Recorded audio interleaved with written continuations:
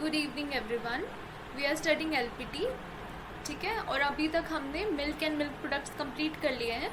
From today onwards we will be starting the meat technology and meat hygiene. Okay, so आज हम पढ़ रहे हैं utilisation of by products of livestock produce. Okay, we have already covered whole of the milk and milk product section. Now we are transitioning towards the meat hygiene and meat technology, ठीक है, starting with the byproducts and their utilization. So in this class we will discuss the classification of byproducts based on food, use, origin, etc. Then the advantages of utilizing byproducts, carcass utilization plant and rendering methods, and then individually we will discuss the different of the livestock produce byproducts and their utilization. So since as we have already discussed in the case of milk technology, in the case of milk technology we have discussed some of the products are primary products, and during the processing of the primary products sometimes some other products are also there which are called as byproducts. And the utilization of byproducts is basically it is cheap, economical, and it improves the profit margin. So all the products which are derived from an animal except the primary product in case of meat technology is the dressed carcass. Okay, then this byproduct is basically it is the definition of all of the byproducts. So apart from the primary product, whatever that is there, that is included in the secondary product or basically byproduct. So primary products include hide, skin, blood, offal, fat. Even the hide and skin is also not a primary product sometimes, because these are all also wasted. So sometimes the hide and skin also come in the byproduct, as we will discuss today. So all these are basically the byproducts. Sometimes it can be primary product, but in India it is basically a byproduct. Then secondary byproducts, so these are basically the primary byproducts. Okay, so even after sometimes there will be secondary byproducts. Okay, so byproducts based on the origin. So secondary byproducts include blood meal, plasma, gelatin, glue, etc. These are the products that need some processing for their formation. So India has more than 536.76 million livestock species. Okay, so we have huge margin for utilization of byproducts. Then every part of the dressed carcass is basically produces a byproduct or offal. So we have huge margin. Then export and economic value, basically yield is very high in the case of India. We have very high yield of byproducts, and proper utilization will improve the profit margins of the carcass utilization plants. Then hide and skins are exported as well. Animal casings are exported, and in the case of sheep and goat, basically 35% of the live animal prices are recovered from their byproduct utilization. So this is how much economic this value these byproducts hold. Okay, their economic value is very high. Then the meat industry can be made more productive and competitive if the byproducts are effectively utilized. Then India imports drugs worth hundreds of crores, and these can be basically the drugs that we import from other countries can be sourced out from the byproduct, from the different glands of these animals, which is currently being wasted. Then the classification of different byproducts. So starting with the according to use as food resources. So some of the byproducts will be edible and others will be inedible, but this is not a hard and fast rule. No hard and fast rule is there. In some cases, many of the ones that you will find in inedible products will also be utilized. It depends on the geographical location and the preferences of people. Then liver, kidney, heart, brain, tongue, head, meat, brain, stomach, tripe, spleen, lungs, etc. all these are edible byproducts. So basically in some other countries some of the inedible portion will also be utilized. So it is depending on the geographical location also.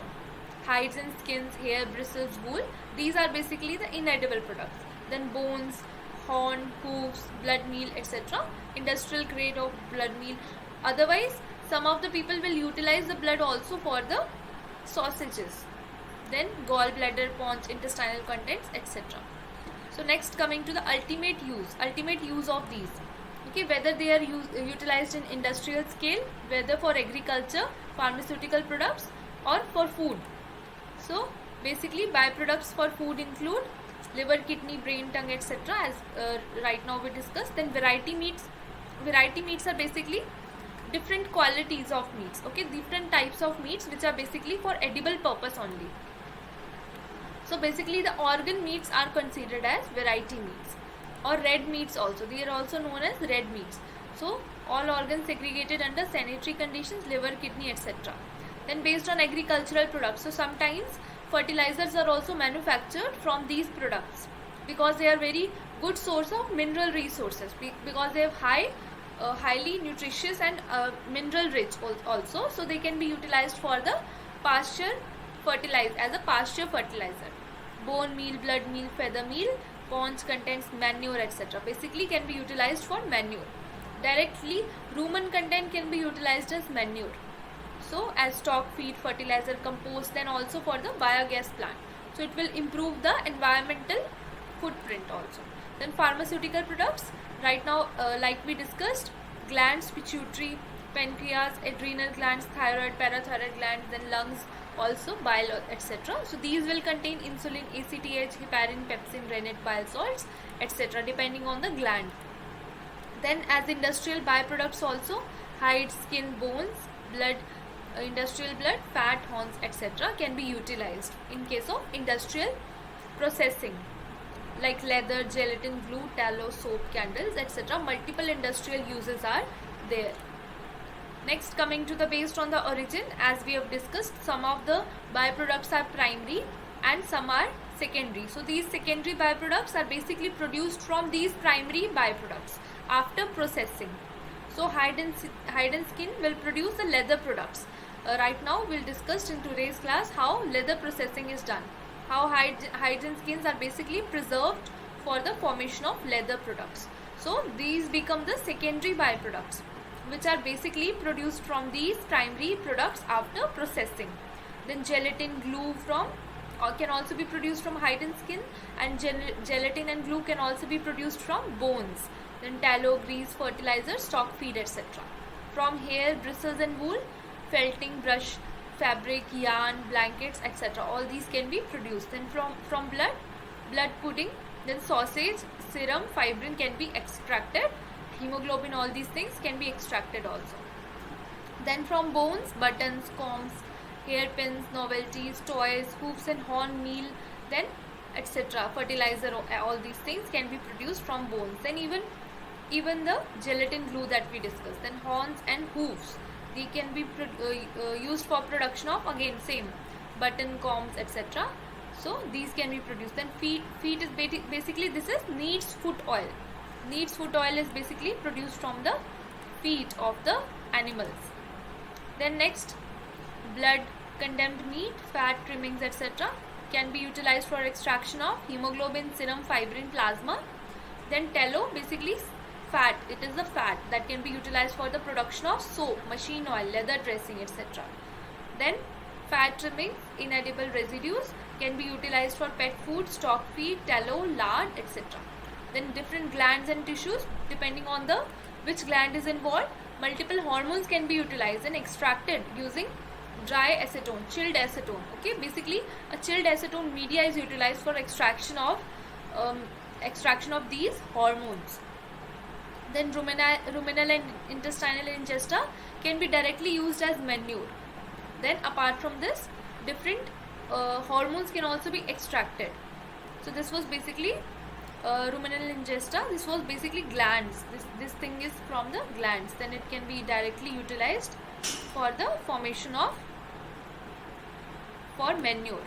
Then next, coming to the advantages, as we have already discussed, first and foremost advantage is the economical value for profit margins. Then secondly, it is important for the environmental protection, can be utilized for biogas conversion, for the formation of biogas. So environmental protection, it protects the environment from pollution. Hygienic disposal is important because it checks the pollution effectively. The BOD level will reduce because of whenever it will contaminate the water resources, the BOD levels will increase. Then increased livestock income, as I've mentioned, ensures better returns to the livestock producer and farmers. Value added secondary byproducts improve the stock pricing. Then the secondary byproducts will directly improve the it will directly influence the pricing of the livestock itself. Okay, so its price will also improve. Then nutritive livestock feed can be provided, helps augment the supply of highly nutritive feed. Bone meal is very rich in protein and excellent source of phosphorus as well. Then it will be helpful for establishing rural industry. So basically it is vital for rural economy as well. Then secondary rural industries can be established, glue, soap, brushes, etc. Then it will provide new employment. So byproduct will be used for converting into value added commodities, generate employment. Then crop production through agricultural utilization, nitrogen rich fertilizer, calcium, phosphorus, etc. Then drug production, etc. can be utilized. Okay, hormones can be utilized. Then directly it can be utilized for pharmaceutical industries. Then carcass utilization plant. So after the primary use of carcass, skinning will be done. So hide and skin will be utilized, and after curing. Then storage and disposal. Then horn, hooves and viscera, all of these things are basically cut and loaded into trolley. Then rendering, basically what we do is we go for rendering of the carcass. So this is how the carcass utilization plant works. The rendering can be dry rendering or wet rendering depending on the process that is involved. So if it will be in the whole in its own moisture, then it will be called as dry rendering. If external moisture will be added or water will be added, then it will be wet rendering method. So through rendering we will utilize the carcass, and carcass can be utilized and the byproducts can be utilized basically, and it can be used for the formation of sanitary byproducts. Long bones are basically utilized in the bone digester. Hides and skins are utilized after curing. Then cracklings are produced in dry rendering method. Then the conversion ratio is more in the case of wet rendering, 5:1. So what is dry rendering? Raw material can be utilized, carcass pieces, bones, fats, blood, stomach, intestine, etc.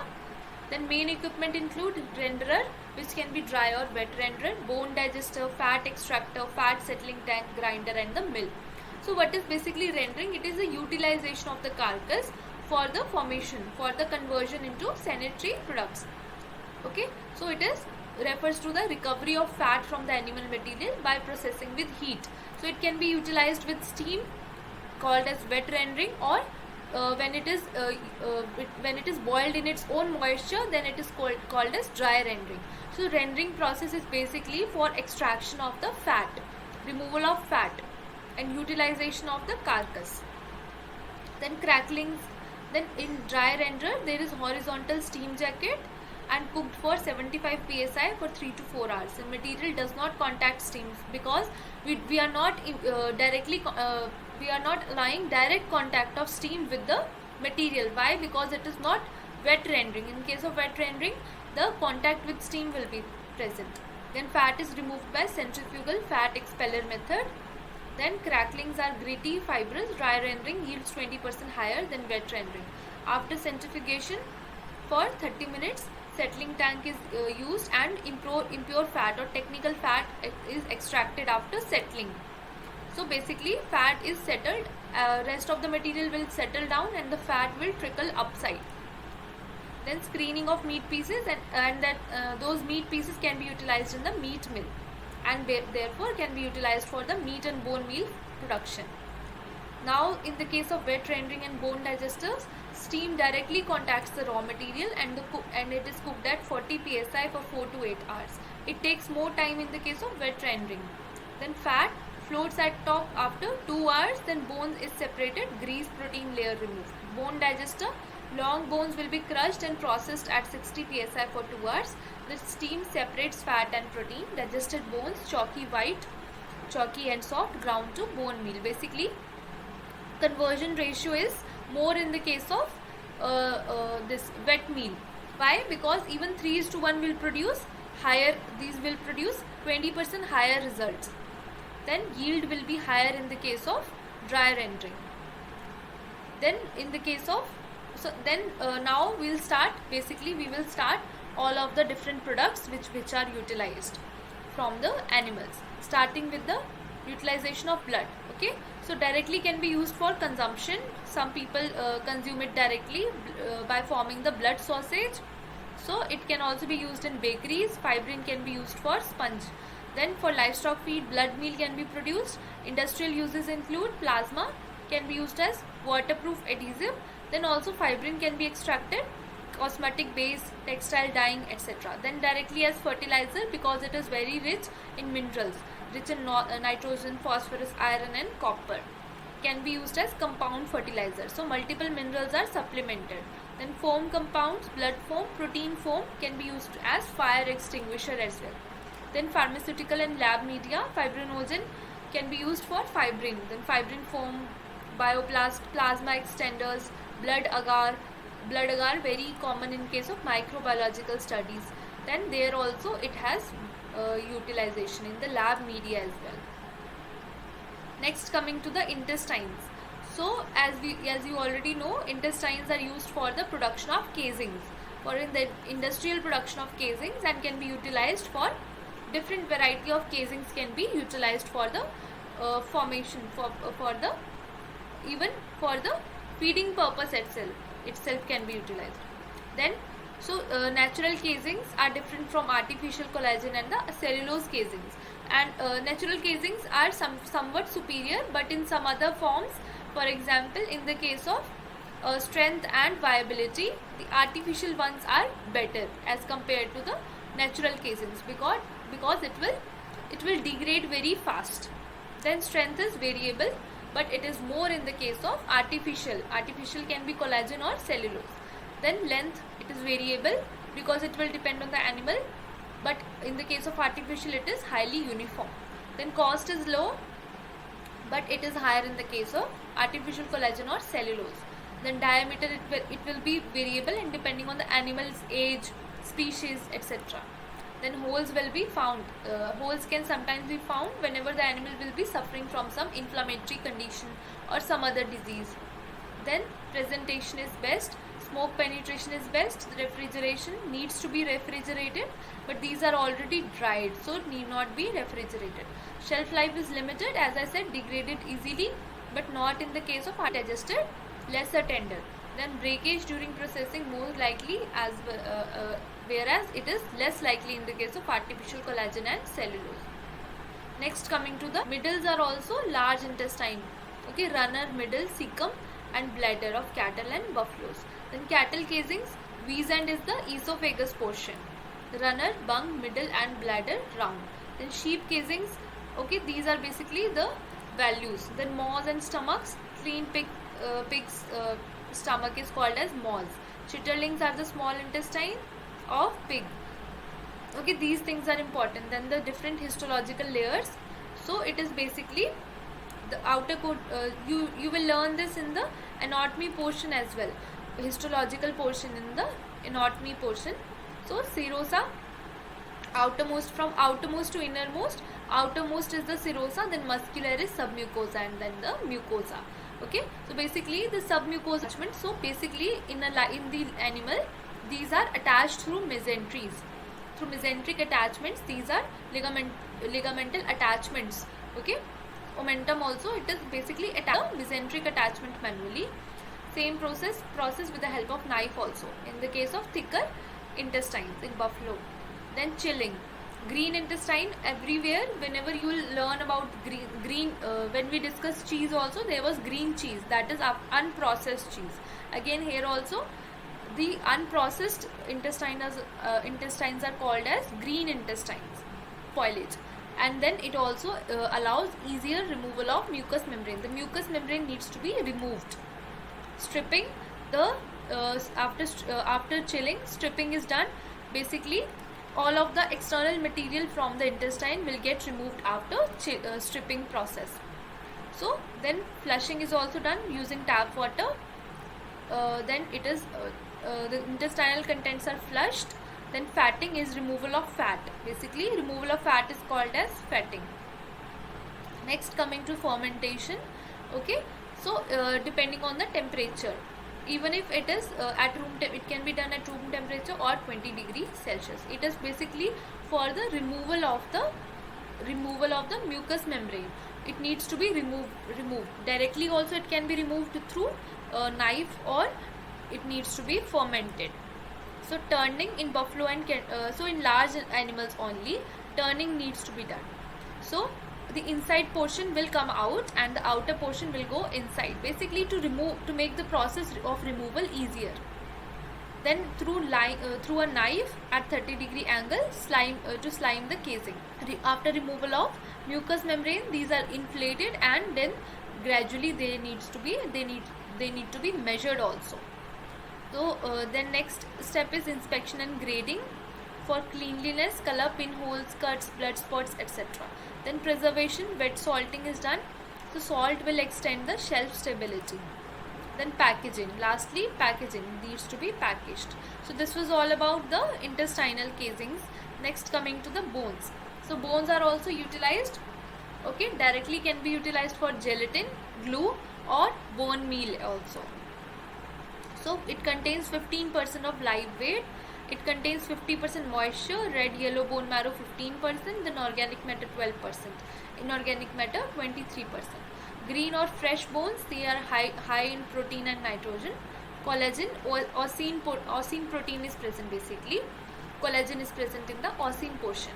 Then gelatin is the amorphous translucent substance, can be edible or not edible. Okay. Edible gelatin can be utilized in ice cream, jellies, chocolates, etc.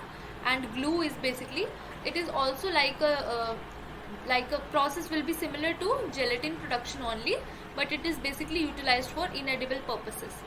Collagen plus water, basically it is a hydrolysis of collagen in the presence of heat. Gelatin is the hydrolysis of collagen in the presence of heat. Hydrolysis in the presence of water and heat, it will break down completely. Collagen gets broken down and it will produce gelatin. So collection and washing of long bones, then cutting, washing, degreasing, crushing, demineralization. Demineralization using HCl. Using 4 to 10% HCl, the mineral portion is removed and then the collagen will result.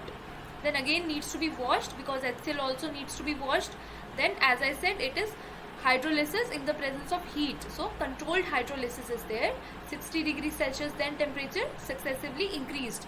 After 60 degrees Celsius, gradually 65 degrees Celsius, 70, 80 and then 100 degrees Celsius. Then after that, filtration under pressure, then concentration, drying and then packaging. So this was all about production of gelatin, which was basically controlled hydrolysis in the presence of heat of collagen, basically for collagen. Then next is the bone meal. So as we have discussed, it contains 30% calcium, around 15% phosphorus. So 30.5% calcium, 15.5% phosphorus, 7% protein also. So bone meal, bone pieces less than 2 mm size. So collection and cleaning of bones, then sterilization, draining, then drying under sun, milling and then packaging. So these are basically meal. Bone meal is produced. It does not contain the meat fraction. Sometimes meat and bone meal together will be there. Their phosphorus content will be higher. So quality determined by the presence of phosphorus, and ratio should be 1:2 basically. 1:2. Bone ash or calcined bones. Bones burnt on grills or trench. Then cattle lick blood meal. Then desert bones, etc. Then utilization of hoofs and horns. Basically, the needs foot oil needs to be remembered here. Then hoofs are the shin bones separated from hoofs needs to be prepared for the preparation of needs foot oil. Pure needs foot oil, pale yellow, and it does not solidify. It is basically utilized for aeroplanes as for the lubrication. Aeroplanes, costly watches, swing machines, because it does not solidify at freezing temperature also. So it does not solidify even at very low temperature, at very freezing point of temperature also it does not solidify. So it is important for the functioning of aeroplanes also. as a lubricant for delicate machinery. Economically viable only near large abattoirs because very small amounts will be released. Then collection and cleaning of from killing floor, scalding, basically similar process. You need not remember for everything. Simple steps, MCQ points needs to be remembered only. Then horns also similar portion will be there. It is mostly made up of keratin, so it can be used for production of buttons and all those things, okay, that we've already discussed in the table. Then horn proper combs, handles, decorative pieces, buttons, and horn pith for gelatin production, bone meal also, because inside also bone will be there. Then scalding, then all these steps.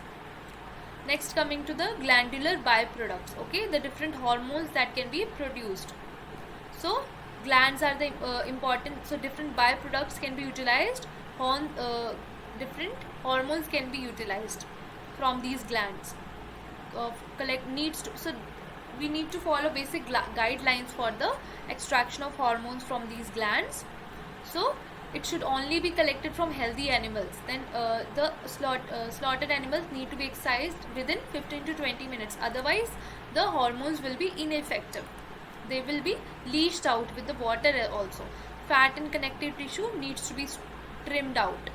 Then direct contact with eyes needs to be avoided. Clean glands are quickly frozen at minus 18 degrees Celsius to minus 20 degrees Celsius. Then individual packaging needs to be done, because otherwise it will lead to leaching with water, because they are mostly soluble in water. Then acetone dried powder can be utilized. Chilled acetone can be utilized for extraction. So this is the method of preservation of glands, basically chilled acetone. So 2-3 times acetone is chilled and then mincing is done. The different glands are minced alongside chilled acetone. Then which hormones are extracted from different glands, starting from pancreas. So mixed type gland is there. It contains the exocrine as well as endocrine hormones. So insulin, trypsin, chymotrypsin, glucagon, pancreatic pepsin, etc. So it needs to be acidified methanol can be used for the preparation. In case of adrenal gland, cortex as well as medulla, both of them can be utilized. Adrenal cortex for the corticosteroids, then medulla for adrenaline and noradrenaline. In this case, acetone dried powder can be utilized. Then thyroid for thyroxine, acetone dried powder can be used. Parathyroid for parathyroid hormone. Then pituitary gland, which is a master gland. So growth hormone, FSH, luteinizing hormone, LH, ACTH, okay, all these, prolactin, etc. Then pituitary, anterior pituitary and both posterior pituitary, oxytocin and vasopressin. Then stomach glands, okay, pepsin, rennet, which was utilized for cheese making. Then gallbladder, bile salt, dried bile, then ovaries and testes for all these. Then hides and skins. Basically last portion of today's class, hides and skins. Okay, the skin from the fully grown animal is called as hide, and from smaller animals it is called as skin. So from small animals it is called as skin, and large animals will result in hides. So again, India has huge potential for hide and skin, and leather industries are well established across India. Some regions are very famous for their leather industries, for example Kanpur tanneries. Then properties of leather, excellent flexibility due to high tensile strength, then high tear and puncture resistance due to inbuilt fibrous network which is present. It has a molding ability and the ability to breathe also. So classification, as we've already discussed, so different classification based on the different variety, based on weight also. Then branding, unbranded, then time of flaying, slaughtered hides and fallen hides from the dead animals. Basically fallen hides are extracted from the already dead animals. Then based on the quality, okay, so multiple ways by which we can classify them. Next, coming to the processing, basically preservation of hide and skin. First step will be drying. It can be air drying or salt curing. So for air drying it can be ground drying or suspension drying. In case of ground drying, it is directly placed on the ground and allowed to sun dry. So it is the cheapest and easiest method. oldest method basically. Hides are stretched on the ground, flesh side up. Basically, the flesh side is placed facing the sun for drying purpose. Then oblique drying. Then suspension drying, free circulation of air. So basically, a frame is utilized and there it is suspended. The hides are attached to the frame and then allowed to sun dry. Frame drying method also. Then air dried problems. Some problems are also encountered. Sometimes there will be contamination also, and then dust and dirt, other material will also stick to the surface. And wrinkling, summer months only half value, so wrinkling can also develop. Next, coming to the curing. Curing is basically the salting method. Salt is added. So hide curing, better short term preservation. So dry salting or wet salting. In the case of dry salting, water is not added. Then performed with fine uniform salt immediately after flaying. So in the case of wet salting, we will use a brine solution. It is soaked in pit of saturated brine solution, and then directly it is soaked, and then removal of moisture will be there. So better removal of moisture will be there in the case of dry curing method. Then after that, conditioning of hides is done. Before tanning, the hides needs to be conditioned. So multiple methods, multiple steps are there. Washing and soaking. At first, after salting, they need to be washed and then soaked in water with soda ash and borax. Soda ash and borax for several hours. And after that, fleshing. The removal of flesh will be there. Flesh is removed from the outer portion. Then blood, lymph, etc. all these portions are removed. Then liming and dehairing. After that, lime will be added. So saturated lime solution and 0.1% sodium sulfide. So what it does is basically epidermal cells and the hair gets removed using liming. So liming and dehairing process. Then again, baiting is done. So these will be of two types basically. Pickling can be, so basically proteolytic enzymes, pancreatic juice will act and it will be removed. The non-collagenous portion needs to be removed from the hide. Then pickling is basically, it can be done using sulfuric. So basically, in case of chrome tanning, baiting is done using proteolytic enzymes, pancreatic juice, and it is done in for the alkaline pH. In case of pickling, pH will be acidic. Okay, it will be acidic pH. For the chrome tanning, pickling is done for chrome tanning basically, and it will be at the acidic pH. And baiting is for the proteolytic enzyme, pancreatic juice. Then vegetable and chrome tanning, it is the older method of basically tanning process. It needs to be done for the protein needs to be precipitated. Okay, protein needs to be precipitated and hide and skin will now convert into leather. Formation of leather will be there. So it can be done by chrome tanning or vegetable tanning or chrome tanning. Okay, chrome tanning will be the advanced method here.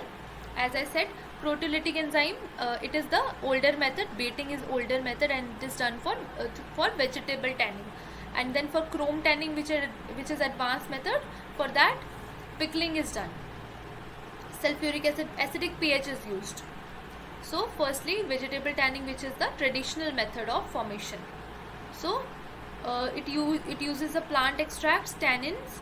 Basically, the word tanning is derived from the tannins, which are the protein precipitators.